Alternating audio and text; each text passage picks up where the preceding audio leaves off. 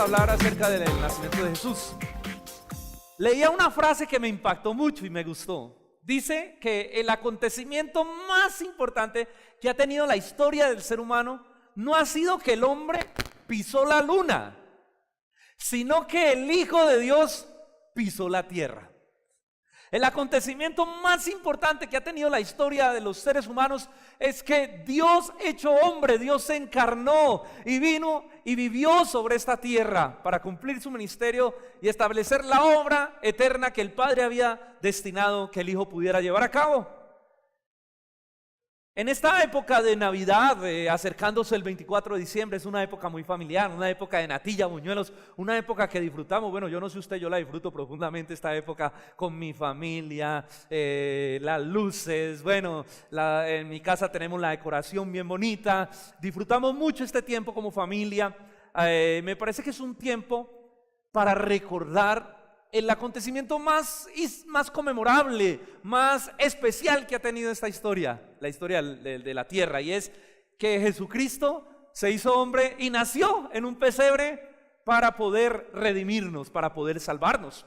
Bueno, sabemos que no fue exactamente en diciembre, que fue otra época, pero diciembre es un mes que tomamos para recordar ese acontecimiento tan importante. Un acontecimiento tan importante que logró partir en dos la historia de la humanidad. Estamos en el 2017 después ¿de quién?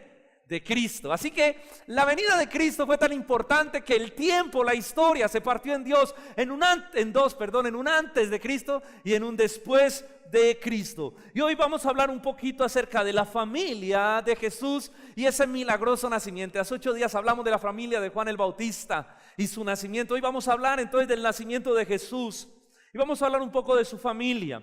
Hay 3 situaciones que yo quiero que veamos de su nacimiento en ese texto que les dije de Mateo capítulo 1, y vamos a estar desde el versículo 18 hasta el 25 y vamos a mirar 3 acontecimientos. El acontecimiento número 1 yo lo he titulado El dilema de José, y ya va a ver por qué. El dilema de José. Por favor, vamos a leer el texto bíblico, Mateo capítulo 1, leamos el versículo 18 solamente y vamos a empezar con esta historia. Vamos a ver el dilema de José. Versículo 18 de Mateo 1 dice: el nacimiento de Jesucristo fue así. ¿Cómo fue? Fue así, dice: estando desposada María, su madre, con José, antes de que se juntasen, se halló que había concebido del Espíritu Santo. Bueno, este es un suceso bien interesante.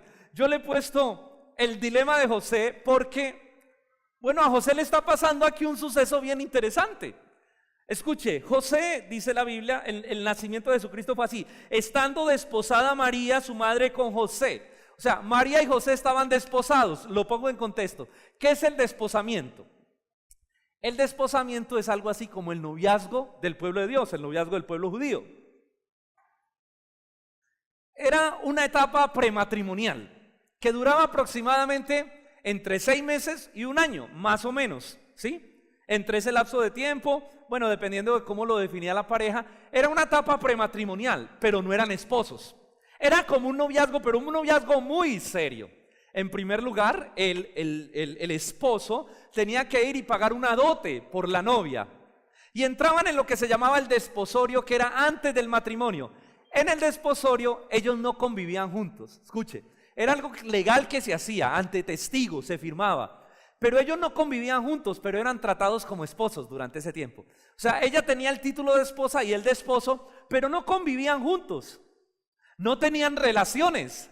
Era una etapa prematrimonial, pero muy seria, tan seria que para poder deshacer el desposorio se necesitaba una carta de divorcio. Imagínense lo serio que era. Parece los noviazgos de hoy en día, ¿sí o no? De 6 meses a 1 año duraba ese noviazgo, esa etapa prematrimonial. Parece los noviazgos de hoy en día que el pelado conoce a la pelada una noche, no sé, de salidas, la ve, le gusta y le dice: uy, ¿sabes qué? Desde que te conozco tú me enamoraste. Llegan y se besan, se hacen novios y después le dice: ve, ¿cómo es que vos te llamas? ¿Qué diferencia esos noviazgos que se generan y se rompen y se deshacen? En una noche se hacen y en una semana se rompen. Bueno, no.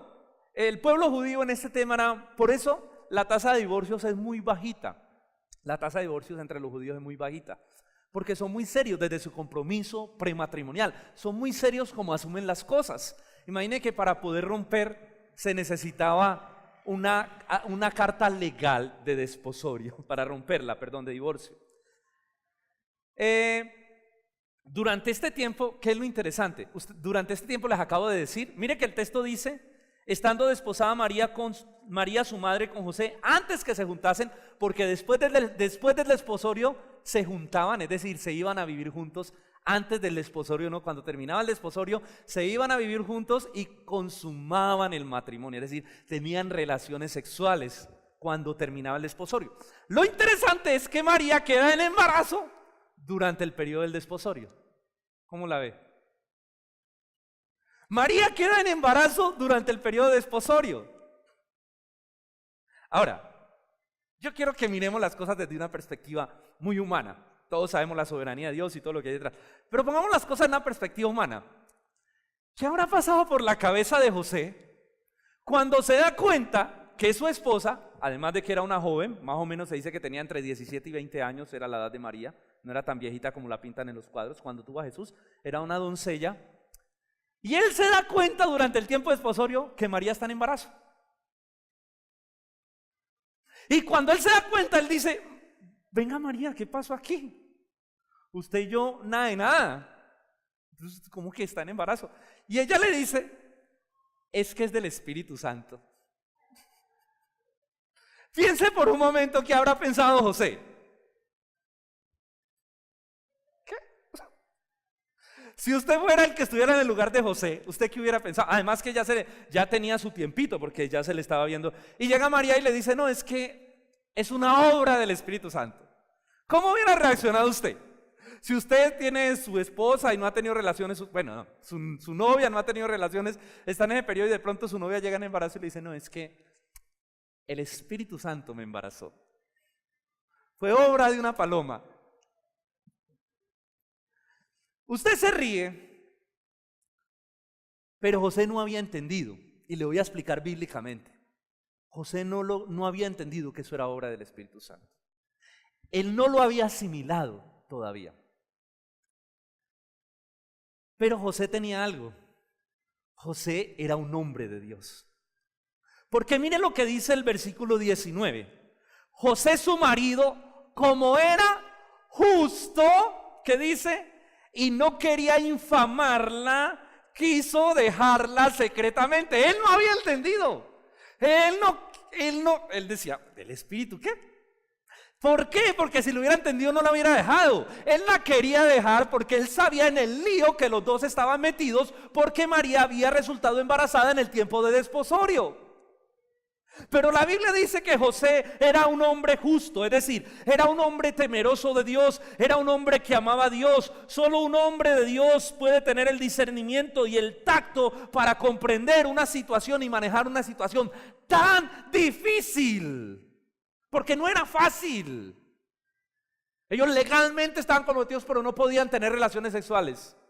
Y José no había captado, como que el Espíritu Santo. ¿No le ocurrió una más bonita o qué? José era un hombre noble y su reputación como hombre estaba en juego. Claro. Piensen ustedes en cuando María salga con la barriguita y los del pueblo empiecen a ver a María embarazada en el tiempo de desposorio. ¿Ah? ¿Qué van a pensar de José? Este man sí es acelerado. Y que José vaya y les diga, no, es del Espíritu Santo. Mijo, váyase esos cuernos, yo. Claro, la situación es difícil. Por eso dije, y perdónenme, me tomo el atrevimiento de ponerla desde una perspectiva humana. José no lograba entender la situación. Por eso dice que quiso dejarla. Mire, dice la Biblia, como no quería infamarla, quiso dejarla secretamente. ¿Cómo así infamarla? Es decir, que hablar mal de ella. Ojo a esto, ojo a esto. No quería infamarla, quiere decir, José no quería que el pueblo y la gente hablara mal de ella. Entonces por eso él busca dejarla secretamente. ¿Por qué? Porque había una ley muy seria de lo que le debía suceder a una mujer que quedaba embarazada en el desposorio. y se la voy a leer y si quiere apúntela y la estudia en su casa. Esa ley está en Deuteronomio 22 del 23 al 24, que era lo que le sucedía a una mujer que quedaba embarazada en el tiempo de desposorio y el hijo no era del esposo, del con el que se había comprometido. Pues déjeme leérselo, mire lo que dice la Biblia. Si hubiese una muchacha virgen desposada con alguno y algún otro hombre la hallara en la ciudad y se acostara con ella, entonces ustedes los sacarán a ambos a la puerta de la ciudad y los apedrearán y morirán ambos, tanto la joven porque no gritó y dio voces, si la estaban violando, y el hombre porque humilló a la mujer de su prójimo. Así quitarás el mal de medio de mi pueblo. Es decir, que si una mujer se acostaba con otro hombre en el desposorio, tenía que ser apedreada. Eso lo sabía José. Y como José amaba a María, y como José no quería difamarla, y mucho menos que la apedrearan, pues José, ¿qué hizo? Dijo, la voy a dejar secretamente. Porque si la dejo secretamente, la gente me va a echar la culpa a mí. Ojo, porque si la dejo secretamente, el pueblo me va a echar la culpa a mí, que me fui. O sea, nadie va a saber que ese hijo no es mío. Yo me voy, la dejo para que no la apedreen, y la gente va a hablar de mí. La embarazó y se voló. ¿Soy claro? Miren lo que José está maquinando. José no había entendido que ese niño era del Espíritu Santo. José pensaba otra cosa.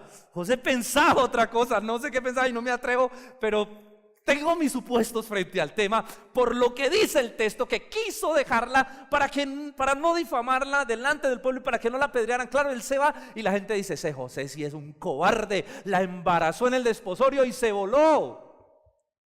José amaba a María, hermano. Qué ejemplo de padre, qué ejemplo de hombre. Estaba dispuesto a sacrificarse a sí mismo para que nadie se diera cuenta de lo que estaba sucediendo. Ya. Por cuidar la vida y el corazón de María, José estaba tomando una decisión donde él mismo estaba destruyendo su reputación. Eso es amor sacrificial. Eso es como la Biblia dice que el hombre tiene que amar a su esposa. Como Cristo amó a la iglesia al punto que se entregó a sí mismo por ella. ¿Sí o no? Eso es lo que José está haciendo. Es simplemente amando a su esposa al punto que está renunciando a sus derechos, está renunciando a sus privilegios, está renunciando a su propia honra con tal de que no difamen a aquella que iba a ser su mujer. Muy noble, ¿no? Muy noble José. Muy noble ese pensamiento. Cuánto amor, cuánto cariño por su esposa, ¿verdad? Solo un hombre de Dios puede amar a una mujer de esa manera porque conoce lo que la Biblia dice. ¿Cómo se debe amar una mujer? Solo un hombre de Dios está dispuesto a morir a sí mismo por el bienestar. Porque ¿qué es amor, hermano? ¿Qué es el amor? El amor es yo muero a mí mismo por el bien de la otra persona. Y eso es lo que José está haciendo por el bienestar de María. Además, yo creo que todas las mujeres sueñan un hombre como José. Todas las mujeres sueñan tener un superhéroe que esté dispuesto a sacrificarse por ellas, ¿verdad? Entonces, hombres que están aquí, yo creo que José es un ejemplo de esposo, ¿sí o no? José es un ejemplo de hombre, ¿sí o no? José es un ejemplo de padre. Mire todo lo que estaba dispuesto a hacer por guardar a la madre y a la criatura y al bebé, aunque no entendía lo que estaba sucediendo. Yo creo que por eso Dios seleccionó esta familia, porque vemos en María una mujer piadosa, pero vemos en José un hombre piadoso, responsable y que amaba a María. Ahora, noblemente José pensó eso. ¿Por qué? Porque él no entendía qué estaba pasando. O sea, yo me imagino a José confundido, sin dormir, sin saber qué hacer, su esposa en embarazo, él no había tenido relaciones con ella, y ella viene y le dice que es que ese hijo es de Dios. O sea, la vaina está muy complicada, hasta que Dios mete su mano. Hasta que Dios mete su mano en el versículo siguiente, versículo 20. Mire cuando él se da cuenta de que ese hijo era del Espíritu Santo, solo después de que pensó dejarla. Mire el versículo 20. Y pensando él en esto, en dejarla secretamente, un ángel del Señor se le apareció en sueños y le dijo: José, hijo de David, no temas recibir a María tu mujer, porque lo que en ella hay es engendrado del Espíritu Santo. Ella tiene razón, ella te está diciendo la verdad. Lo que hay en ella es una criatura venida del cielo, puesta por el Espíritu Santo. Uy, yo creo que José dijo: ay, entendí. Entendí, José respiró profundo, porque Dios mismo vino. Escuche, mire que yo no le estoy ni alegorizando el texto, ni contando un chisme, ni inventándome algo. Simplemente estoy tomando la secuencia de los hechos, que dice que cuando él la iba a dejar, porque no entendía la situación, el ángel fue que vino y le dijo: José, recíbela, no temas recibirla, porque lo que hay en ella del Espíritu Santo es. Ese niño es puesto por Dios en el vientre de María. Esa criatura es una obra de Dios. Yo creo que José respiró profundo y de esa noche en adelante pudo seguir durmiendo. No temas recibirla. Y desde ese momento dice que cuando tienen el bebé, él la recibe. Es decir, llegan y se unen a vivir juntos, pero dice que él no la conoció, es decir, no tuvo relaciones con ella hasta que nació el niño. O sea, José era un hombre parado, ¿sí o no? Ok. Segunda situación, ya vimos el dilema de José. Interesante, ¿sí o no? ¿Cuántos habían visto el texto por ahí de esa manera, no? No, porque siempre pensamos de una manera como, no sé, como si fueran unas personas raras, no sé, con un discernimiento y una conexión. No, eran gente común y corriente, pero que Dios había puesto un plan sobre ellos, así que tenían crisis como las hubiéramos tenido cualquiera de nosotros. Pero Dios intervino, Dios puso su mano de manera soberana. Y entonces viene el nacimiento. Claro, y cuando pensamos en la Virgen María es que tenemos una idea muy equivocada. Tenemos una idea muy equivocada de lo que era María y José. Ok. Vamos a ver la segunda situación, el nacimiento de Jesús. El nacimiento de Jesús, como el ángel lo anunció, fue una obra soberana. El nacimiento de Jesús fue una obra soberana de Dios. Fue una obra poderosa del Espíritu Santo. El ángel le dijo a José: no temas recibir a María tu mujer, porque lo que en ella hay engendrado del Espíritu Santo es.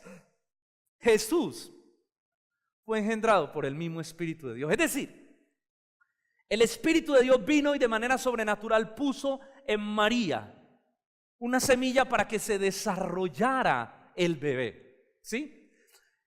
Es decir que Jesús, escuchen lo que les voy a explicar, Jesús no podía ser un hijo de un hombre. ¿Por qué?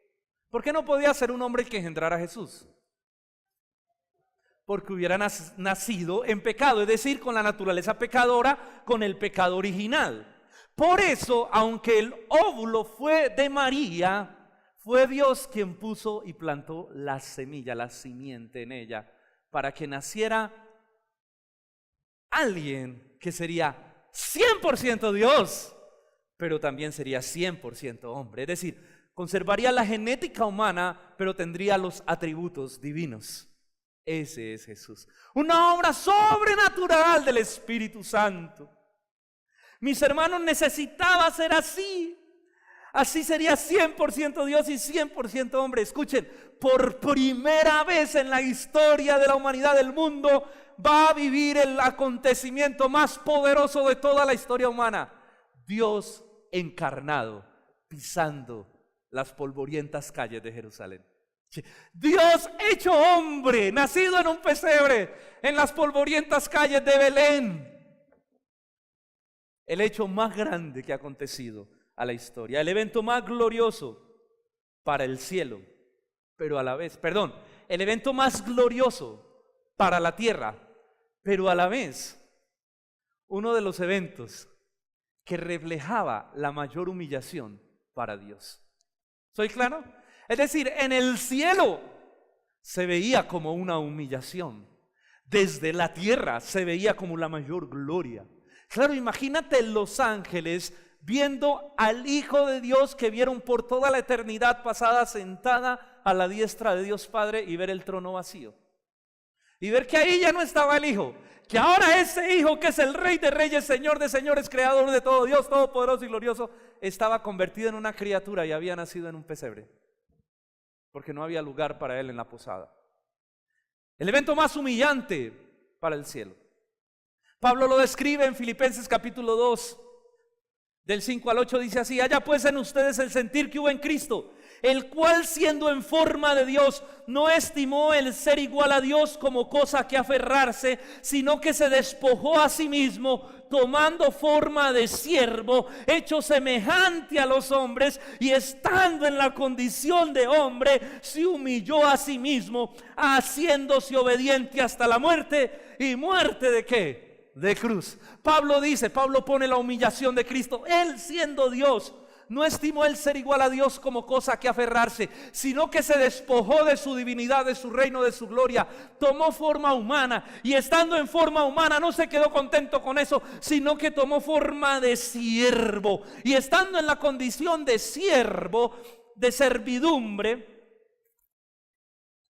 se humilló a sí mismo hasta la muerte, y se humilló al punto y a lo sumo y a lo bajo de morir en una cruz.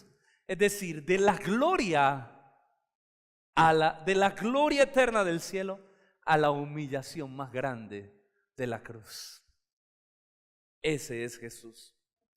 ¿Con qué propósito hizo eso? Aquel dejó su trono de gloria para nacer en un pesebre. Piensen esto. El Señor dejó su trono de gloria para nacer ¿dónde? En un pesebre, porque no había lugar para él en la posada. Dejó las calles de oro para caminar por las calles polvorientas de Jerusalén. Dejó la adoración y el canto de los ángeles para escuchar los desprecios y las maldiciones de los hombres. Dejó la diestra y la gloria del Padre para recibir las bofetadas de la diestra del hombre. ¿No le parece a usted eso mucha humillación? Eso es lo que conmemoramos o recordamos este mes.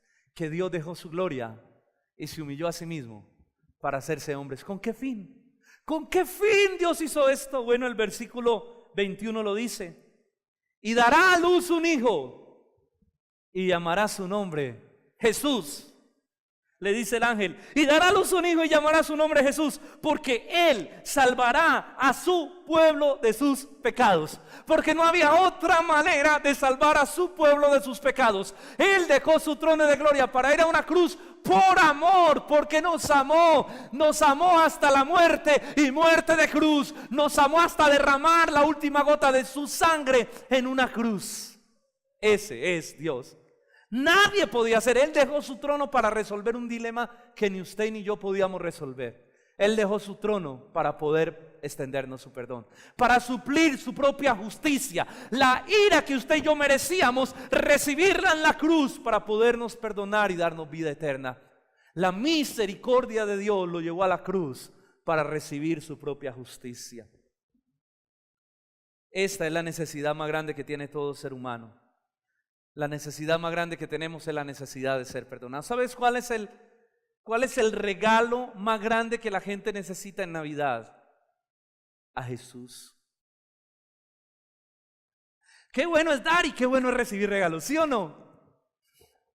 Y creo que la Navidad se presta para eso, pero creo que uno de los mayores regalos que deberíamos compartir en esta Navidad es a Jesús. Es hablar de Jesús, es hablar de Cristo, a nuestra familia.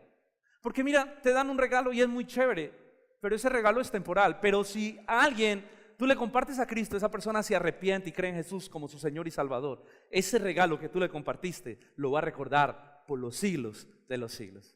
Ahora te estoy diciendo que usted no dé regalo, no va a llegar usted a la reunión familiar sin regalo y decir: yo no traigo regalo porque el pastor dijo que no había que traer regalo, porque el regalo que traigo es este mensaje del evangelio. La gente no, lleve regalo. Así le ponen más cuidado. Llegué con regalo, llegué con natilla, llegué con buñuelo, pum, ponga a comer a todo el mundo. Y luego diga: bueno, les voy a compartir un mensaje. Y las noticas, o lo escucha en YouTube esta semana, o me pide el bosquejo, y usted saca unas noticas y se la comparte a su familia, y les habla de lo que significa la Navidad, de lo que realmente significa este tiempo.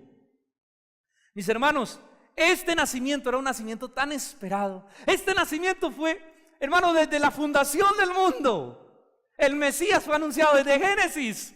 Cuando dice pondré enemistad entre la mujer y su simiente, bueno, en fin, Jesucristo viene siendo anunciado desde el Antiguo Testamento. Es el acontecimiento, esto que se está viviendo, el nacimiento de Jesús, es el acontecimiento más esperado por la eternidad entera. Una agenda en el cielo había tenido lugar, la agenda del cielo había encontrado su hora. Era el día en que iba a nacer el Mesías, el Salvador del mundo. Por eso dice el versículo 22 y 23 del texto: todo esto aconteció para que se cumpliera lo dicho por el profeta Isaías, cuando dijo: he aquí una virgen concebirá y dará a luz un hijo, y llamará su nombre Emmanuel, que traducido es Dios con nosotros. El ángel le dice: José, esto que estás viviendo, no te preocupes, no estés triste. Yo sé que estás preocupado, que estás angustiado, pero José, lo que estás viviendo es la profecía dada a Isaías.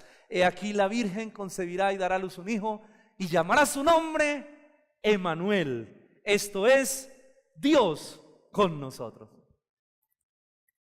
¿Sabe qué se celebra en Navidad? Emmanuel, Dios con nosotros. Por eso los cristianos son los que más tienen que disfrutar este tiempo, porque es Dios. ¿Cuántos tienen a Dios en su vida realmente? Yo no sé tú, pero yo creo que Dios está conmigo. Mi Emmanuel, yo viví mi Emmanuel. Dios está en mi corazón, está en mi vida, porque me arrepentí de mi maldad y de mi pecado. Él está conmigo. Nosotros entendemos el significado, nosotros entendemos el sentido de la Navidad. Para la gente la Navidad muchas veces es un tema comercial, religioso, pero no logran entender un asunto tan profundo. Escuche, ¿qué es la Navidad? Dios se hizo hombre para poder perdonar nuestros pecados. Se humilló a sí mismo para poder perdonar nuestra maldad. Así que necesitamos arrepentirnos de nuestra maldad y nuestro pecado. Todo esto estaba planeado, todo estaba organizado desde la eternidad pasada, para que el momento indicado, en el momento preciso, lo que había dicho Isaías 700 años antes aconteciera. Isaías predijo este acontecimiento 700 años antes de que se diera. Y en este momento el ángel está diciendo a José: se va a cumplir la profecía que 700 años atrás Isaías había dicho. Mire, es tan impresionante que Isaías no solo predijo el nacimiento, sino la muerte de Jesús. Isaías predijo la muerte de Jesús de una manera gráfica y clara. Le voy a leer solo unos versículos. El capítulo 53 de Isaías es precioso. Lo voy a leer del versículo 3 al 8 solamente. Mire cómo Isaías describe, ya describió su nacimiento, ahora va a describir para qué vino. ¿Para qué vino el Mesías? Despreciado y desechado entre los hombres, varón de dolores, experimentado en quebranto, y como que escondimos de él el rostro. Fue menospreciado y no lo estimamos.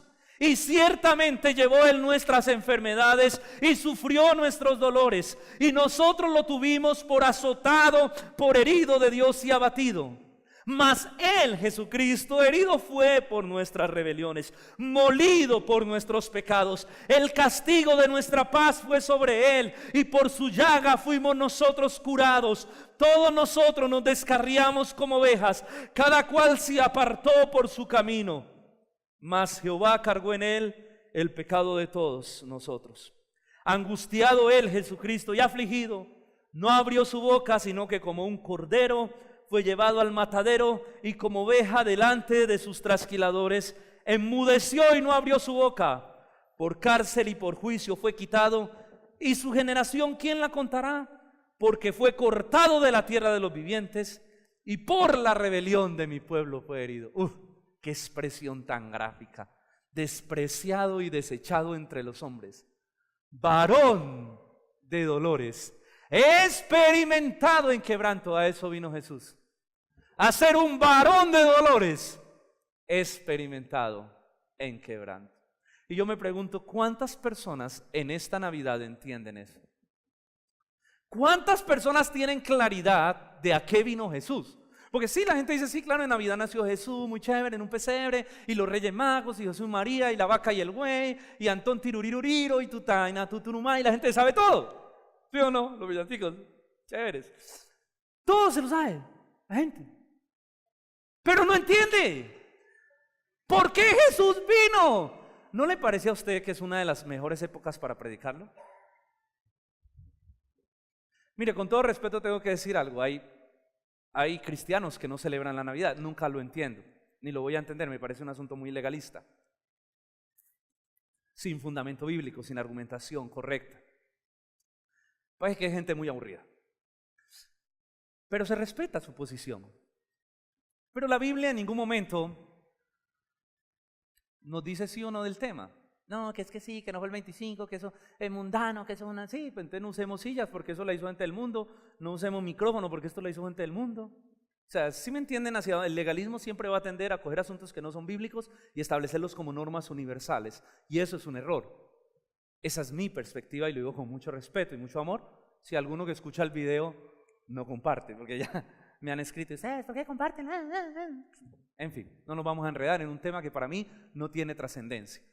Yo lo que sí creo es que además de disfrutar esa época como familia y con nuestra familia, nosotros necesitamos enseñarles qué significa la Navidad, qué significa Emmanuel, Dios con nosotros. ¿Cuál fue el propósito por el que Cristo vino a esta tierra? Varón de dolores. Usted puede ahí coger el mensaje para su familia. Isaías 53, varón de dolores a esto. Esta es la Navidad. Cristo vino a morir por tu pecado. Cristo vino a morir por tu maldad. Cristo vino para que tengas vida eterna, para que te arrepientas y le entregues tu vida a Cristo y creas en el sacrificio de la cruz. Él vino, nació en un pesebre, pero no se quedó ahí. Su fin era ir a la cruz del Calvario y morir por los pecados de su pueblo, le dijo el ángel a José. A eso vino. Eso es la Navidad. Eso es Emmanuel. Este nacimiento fue los eventos más esperados en la agenda del cielo.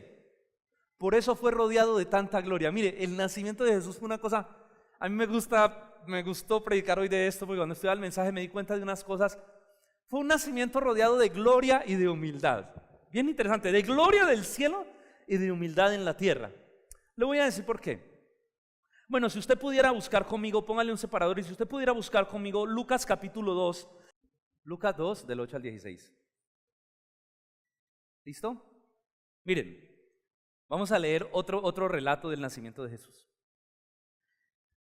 Y aconteció que estando ellos allí, se cumplieron los días de su alumbramiento, es decir, ya María iba a dar a luz.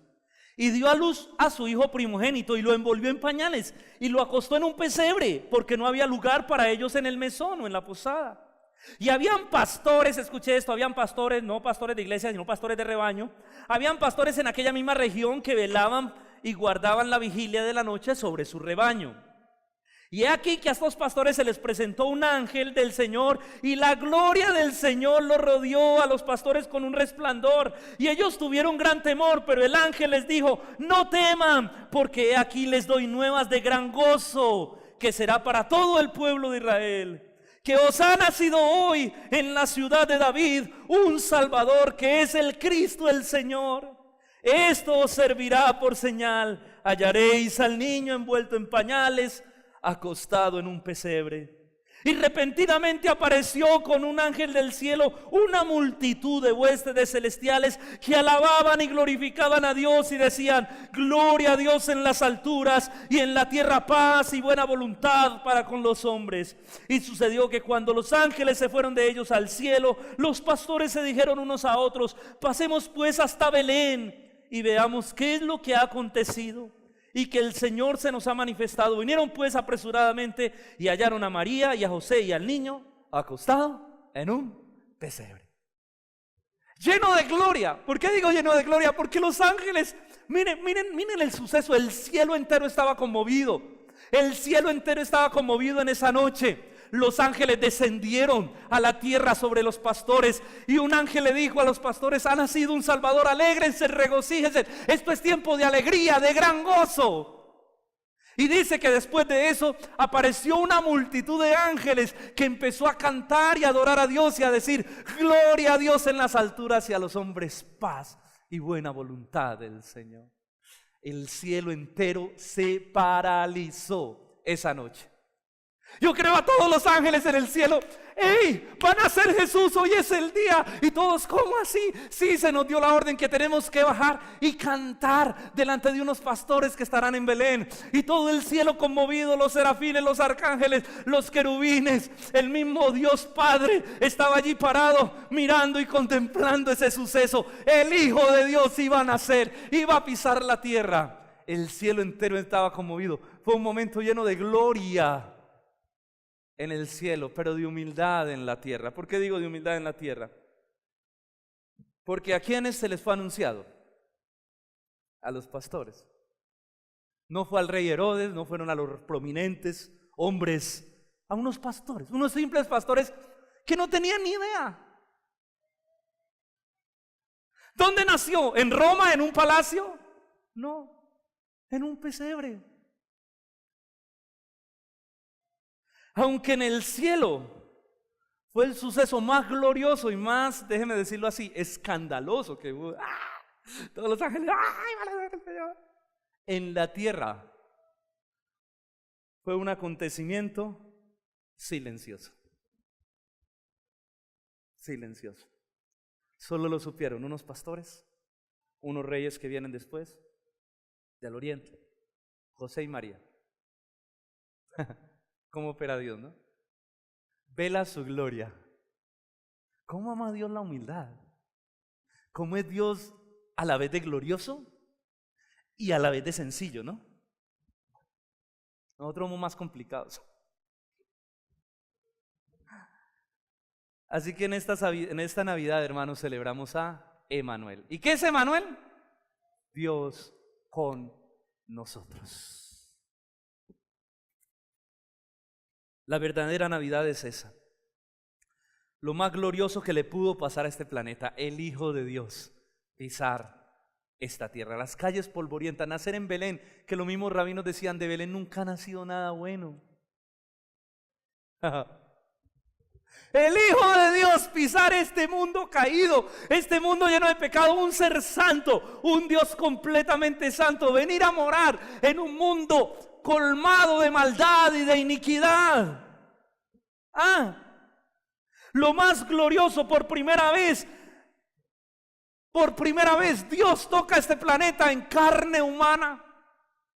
El Dios de gloria, el Dios todopoderoso, el Dios que tiene su trono en los cielos, el Dios que todo lo hizo con la voz de su palabra, el Dios que gobierna soberanamente todas las cosas, que solamente decreta algo y sucede, que con su voz crea de la nada, el Dios todopoderoso, omnisciente, soberano, omnipotente, glorioso, sabio, que lo sabe todo, lo conoce todo. Toda esa gloria la veló en carne humana, la veló. La guardó en carne humana. Detrás de Jesús, ese hombre tal vez insignificante para muchos que decían, qué bueno va a salir de Belén.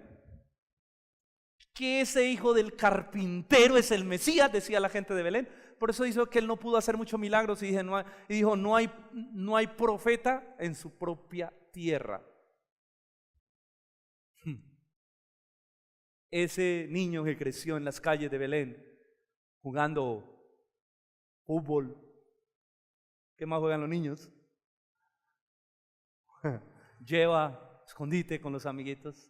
No sé si hagan bolas, pero digamos, ese niño era el Salvador.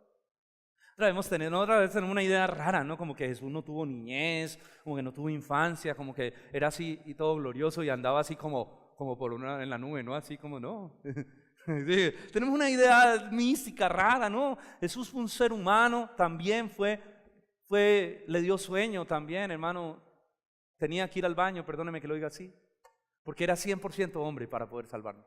Pero ese ser humano, en esa carne humana débil y frágil, estaba contenida la gloria del Dios Todopoderoso. Por eso se dice que la gloria de Dios fue velada en carne humana, fue cubierta. Porque si Él llega como Dios, nos mata a todos. Donde venga Él en su gloria, todo el mundo muere. Pero dicen los apóstoles, y vimos su gloria, gloria como la del unigénito del Padre. Pero Dios mismo cubre su gloria con una carne humana frágil para poder acercarse al hombre y no matarlo, al hombre pecador, y compartir el evangelio. Él cubrió su propia gloria por amor en una carne frágil, humana, como la de Jesús. Un Dios santo visitando este mundo caído por amor para librarnos del pecado. ¿Y cómo respondió el mundo a esa gloria? Con una frase: ¡crucifícale! No queremos un santo en medio nuestro. ¡Crucifíquenlo! ¡Denos a Barrabás! Esa es la manera como la naturaleza caída responde a la gloria de Dios. Y por eso habrá condenación para el que no crea y permanezca en su rebelión. El mundo demostró crucificando a Cristo cuán lejos está su corazón de Dios. Pero para su pueblo, para todo aquel que cree, Dios se convierte en Emmanuel. Aquel que cree, Dios viene a morar, Dios viene a habitar. Emmanuel, Dios con nosotros. Cada aquel que cree en Jesús tiene un Emmanuel personal. Dios viene a morar a su vida. El Espíritu, la gloria de Dios viene a morar a su vida, a morar en su corazón. Y tenemos un Emmanuel, un Dios con nosotros, Dios en nosotros, Dios viviendo en nosotros. Por eso los cristianos tenemos nuestro Emmanuel. Por eso entendemos el significado de la Navidad. Porque entendemos el sacrificio de la cruz y entendemos que Dios ahora sí está con nosotros porque hemos creído. Aquel que no cree, Dios está contra él, no con él, sino contra él. La ira de Dios está contra él si no cree en el unigénito Hijo de Dios y desprecia el sacrificio de la cruz. Conclusión, ¿cómo termina la historia? Versículo 24 y 25. Y despertando José del sueño de haber conversado con el ángel allí todo chévere, hizo como el ángel del Señor le había mandado y recibió a su mujer, pero no la conoció hasta que dio a luz a su hijo primogénito y le puso por nombre Jesús. De nuevo el corazón de José. José se despierta y dice, uy, descansé, entendí el plan de Dios, entendí, Él es Emmanuel, viene Emmanuel. Oye, ¿cómo se sentiría? Piensa en esto. Yo estoy tratando de hacerlo aterrizar las historias, porque a veces las tenemos por allá en un mito todo raro. ¿Qué habrá sentido José cuando se despierta después del sueño con el ángel y se da cuenta que va a ser el papá adoptivo del Mesías? Piensa en eso. ¿Qué sentiría usted si un ángel se le aparece y usted hubiera sido José y usted se da cuenta que usted va a ser el padre del Mesías prometido desde la eternidad? O la madre. Parájemela.